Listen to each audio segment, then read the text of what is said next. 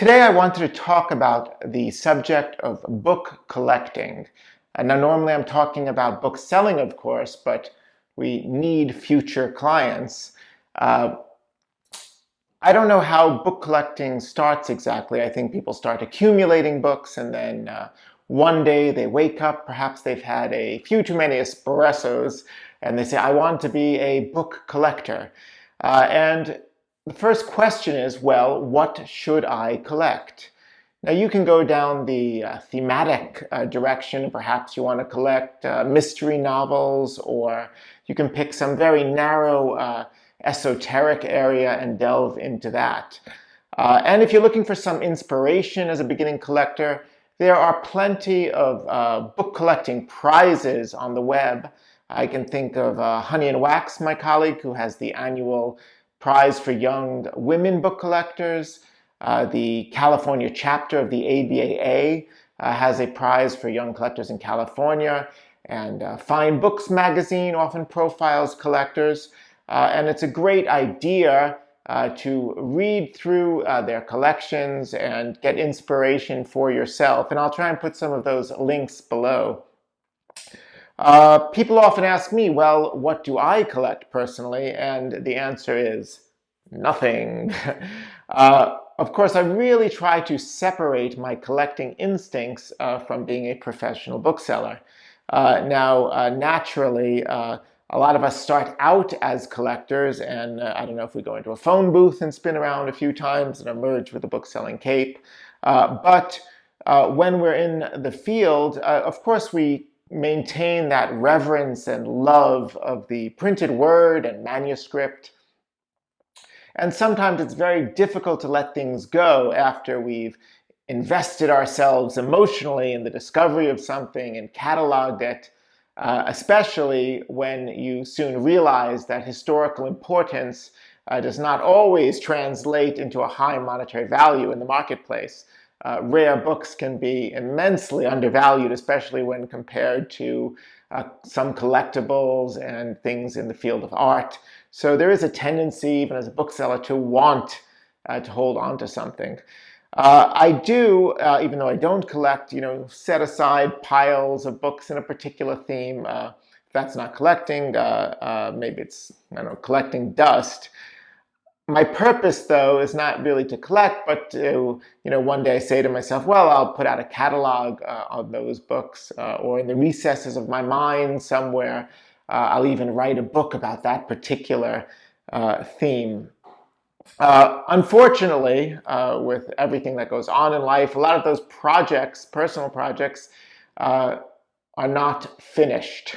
And that got me questioning why I don't finish them, as well as the idea came up some time ago, maybe I actually should collect books themselves that are unfinished for whatever reason. Maybe it's a novel that just drops off at the end mid-sentence, or perhaps it is a single volume of a multi-volume plan set that was never brought to completion. So unfinished works, and I would explore the particular reasons in each work why it was left in an incomplete state. There is a great tradition in the world of art of things that are unfinished, non finito, not finished, and you can look back at the Renaissance and artists like Donatello or Michelangelo left sculptures in an unfinished state. And some of that was to pay reverence to the Platonic ideal, the philosophy that anything we make on earth is incomplete because it cannot possibly compare to its heavenly counterpart. And artists over the years, of course, continued in that tradition. You can see paintings left unfinished by Matisse or sculptures of Rodin. And many artists, of course, purposely left their works in a non-finito state. This translates, of course, into the world of books. There are many novels that do not get completed. The Mysterious Stranger by Mark Twain, he died in 1910. Unfinished, even though I think he had been working on it for a decade or so. Famously, The Mystery of Edwin Drood by Dickens unfinished. We do not know who the murderer is, although I think in a letter to Queen Victoria at the height of British power, Dickens offered to tell her while he was writing the book, but she decided she did not want the spoiler, so we do not know, and it's been the decline of the British Empire ever since. And of course, there are, the works of Balzac, Les Comédies Humaines. I think that was only 2/3 completed. And I'm particularly thankful for that, because every time I go to an Upper East Side apartment and there is a wall of Balzac displayed and they want to sell it and I have to haul it off, I only have to haul off 40 or 50 volumes instead of an intended 60 or 70 perhaps. There is also, of course, the world of nonfiction, and this goes back to my days as a computer scientist, but I can think of John von Neumann, the famous computer scientist. He had written a manuscript on the EDVAC computer, and it was left in an incomplete state. Of course, his ideas were adopted so quickly, and technology progressed so rapidly, so it really obviated the need for him to finish that in this particular case. There's also the big question of why are works left unfinished? And of course, many times they just say, well, the author died. And of course, death is this big umbrella. It is the ultimate interrupter. But under that large umbrella, you can take a much more nuanced approach and really study the reasons an author did not get to complete his work. I can think, years ago I read a book by, Martin Gardner, the American mathematician and columnist, and he had written a book called Whys of a Philosophical Scrivener. And in that, there was a memorable passage. He detailed the myriad, almost infinite ways that nature has invented of killing us, whether it's by avalanche or by poison, or you could die of loneliness. And I just bring that up now because, again, that's part of that nuance under the general umbrella of death, where you can really examine the reasons an author had not to finish the work. And I hope that is not too glum. Perhaps I need some balloons or something to cheer up the YouTube audience now. So let's look at a work that I have here that is unfinished. This is the Vindication of the Rights of Woman by Mary Wollstonecraft, London, 1792. And it was only published as volume 1. In this particular copy, it says here, end of the first volume, and an early owner has written in handwriting, this implies that there is or was to be a second, but it has, I believe, never even seen the light. This book is particularly special to me because I remember years ago, I attended maybe 25 or 30 years ago, an auction at Swan Galleries with my father, where it was one of their shelf sales where they sell off a shelf of old or antiquarian books. And they still have them, but they're not the bargains they were in the pre-internet days, now that everybody can look up everything instantly. And on that particular shelf, there was a copy of The Vindication in its boards and labeled on the spine, Volume 1. And the shelf sold rather cheaply, I think because people assumed it was an incomplete set. I did not know that at the time when we purchased it. It turned out to be a valuable book with research, but it was forever impressed on my memory that this book was published in only 1 volume. Mary Wollstonecraft did intend to write a second volume. And we know that because her future husband, William Godwin, in 1798, published her posthumous works and included hints towards a second volume of The Vindication. This book is extraordinarily important. Of course, it is a foundational work in the canon of feminism. There were many works on women in the 18th century. I can think of Villemont's L'Ami des Femmes, the Friend of Women.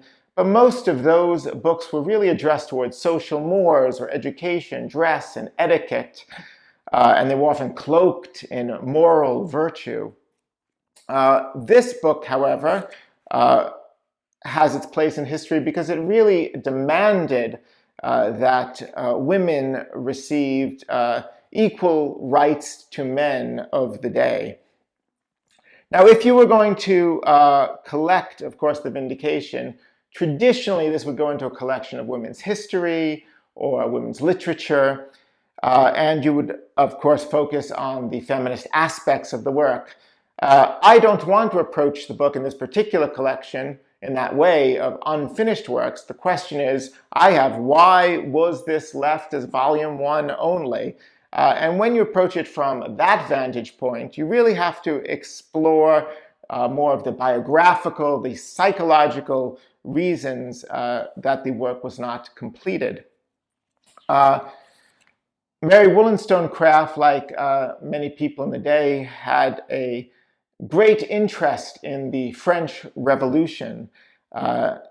Unlike people like Edmund Burke, who preferred reform over revolution, or who considered it important that a society could be built on hereditary rights, Mary Wollstonecraft really favored the ideals of the revolution, the general population, the third estate. And I think that she even viewed it as a noble way to experiment with her views on feminism. When the diplomat, the famous French diplomat, Talleyrand Périgord, said something to the effect of that women's education should be confined to the domestic sphere, she actually dedicated this work to Talleyrand Périgord to try and convince him that women deserve the same education as men. It's quite remarkable now. She went to France in 1792 against the advice of many of her friends and arrived 1 month before the execution of Louis XVI. If you ask me, that her period in France is really deserving of a movie. It's so fascinating. And if you're a producer, there's a $100 million box office idea for you. Mary in Paris. Or if you want I guess, a $200 million debut, you might call it There's Something About Mary, Wollstonecraft. And have, of course, Cameron Diaz reprise the role. So she arrives in Paris, and there she meets Gilbert Imlay, who became her lover, and she had a child with him, Fanny. Gilbert Imlay was a swashbuckling American businessman, well known for land speculation in Kentucky. And she allied herself with the Girondists, the more moderate elements of French society, and the expatriates versus the Jacobins. But as time went on, the Jacobins became more powerful, and by October 1793, they had taken over and killed many of her associates and friends, and the reign of terror was in full force. So it was a very dangerous time for her to be in France, and you can imagine that she was preoccupied with other things besides writing a second volume to this work. She did amazingly have time to write on the French Revolution itself, historical notes on it, and publish a book to address the ideals of the revolution. So that sort of shows where her mindset was in the period. By the end, I think, of 1794, her lover, Gilbert Imlay, had gone back to London for business reasons, so she was left in France during this tumultuous period with an infant child. She did return to England to try and reunite with him. He evidently did not want the domestic life anymore and rejected her. She tried to commit suicide. That did not work. Then she tried to curry favor with him and get back, reinvigorate the relationship by assisting him in business. She went on a journey of the Scandinavian countries looking for lost French silver on a ship, and she wrote letters during a short residence in Sweden, Denmark, and Norway. And she came back to England again, and she was still rejected. I think by that time Gilbert Imlay had been with an actress, and she had another unsuccessful suicide attempt. Thankfully, despite this fragile psychological period, she did meet her future husband, the English political philosopher William Godwin, who fell in love with her and even remarked that about her letters to Scandinavia, that no book had been more calculated to make a man fall in love with its author. So try and get a good book review like that. And of course, she bore him another child, her daughter Mary, who became the famous Mary Shelley, the future author of Frankenstein. Famously and most unfortunately, she died, Mary Wollstonecraft, because of complications of pregnancy 11 days after she had her daughter. So of course, she could not complete the work, even though that was perhaps a period in which she could have started to address a second volume. So as I said, when you explore the work from that vantage point, you really can delve into this fascinating biographical period and really try and understand her political philosophy, as well as her sometimes fragile psychological state during this period. So that is an incomplete, and I wouldn't say incomplete, an unfinished work to my unfinished book pile.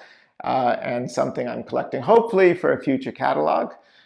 So, let me know about your collecting interests. I'd love to hear what you're collecting. Feel free to reach out. And of course, subscribe and tune in for other fun insights about the antiquarian and rare book trade.